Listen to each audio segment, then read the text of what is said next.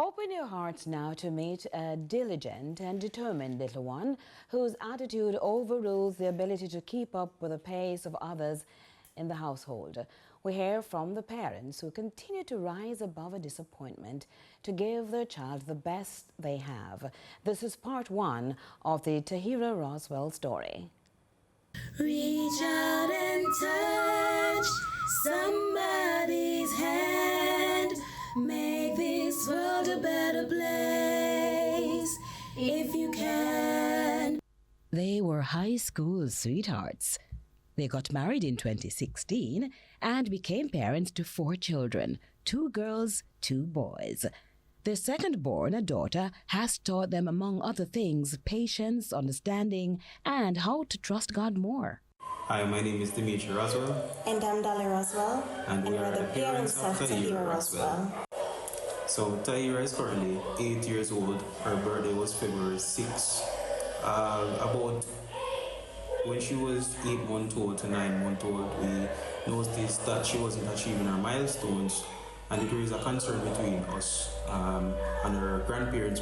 So I can remember my mom saying to us that, you know, the baby isn't sitting up on her own at certain months old. She's not, you know, picking up things. She's not holding anything. She's not achieving the milestones, moving things from hand to hand and stuff like that. So they were pushing us, really. They were pushing us to go and, you know, do some in-depth checks.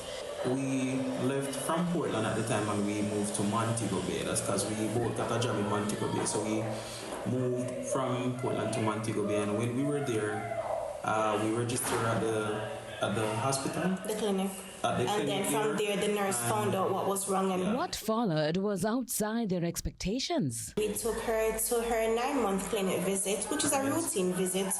And while we were at the clinic, the nurse noticed that her charts were looking, you know, not so average like a regular average child. And she measured up her head, and she saw that the size of her head was 2 to 3 centimeters smaller than usual. So right there, that raised a concern. Among the recommendations, a CT scan. We brought the report to the doctor. He read and saw that she had calcifications in her brain, in which she would have gotten brain damage, possibly in utero while I was pregnant with her.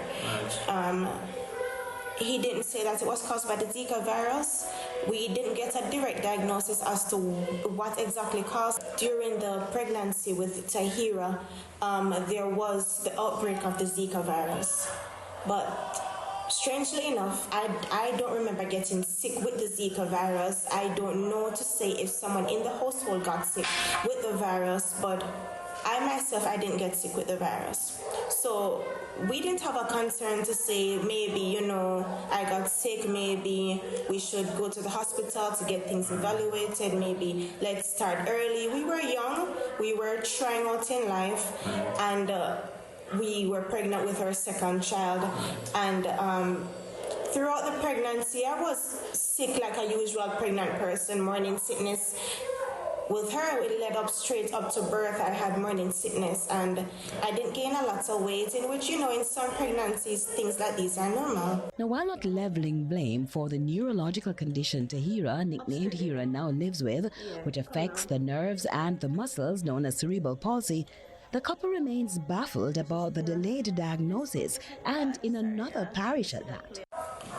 We had Tahira at the Port Antonio Hospital, and thinking about it years later, I would say to my husband that the doctors and the nurses should have really taken the time out to see that this baby's head is smaller than a usual baby's head. I mean, to the eye, she wouldn't look like she was sick. She didn't seem like anything was wrong. She looked like a normal baby. Her head wasn't, you know, deformed in a way which would have looked, you know, noticeable to anyone that something was wrong with this baby. But on a doctor's perspective, if they had checked and, you know, they saw that her head was smaller than usual, then we could have started early on. Right, we could have started on earlier out.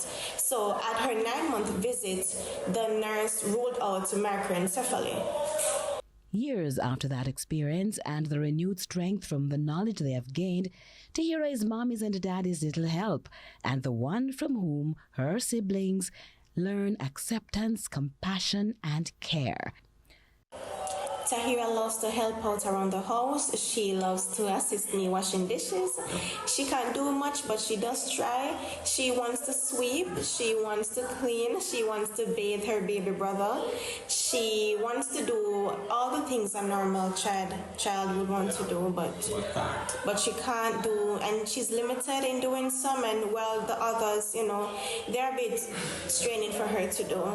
So we try to just encourage her to just keep trying, and she would make progress, and sometimes she would say, "Mommy, can I do this or can I do that?" And I have to just swallow down all the tears, and I say to her, "No, baby, not no. Let mommy just finish up." Just not to remind her that she's disabled where she can't help mommy and daddy around the house. The reality is this precious gem with the desire to be independent needs some extra shoulders. Are you the one? Next week, we hear from her siblings and much more as we continue to inspire Jamaica. Reach out and touch somebody's hand. Make this world a better place.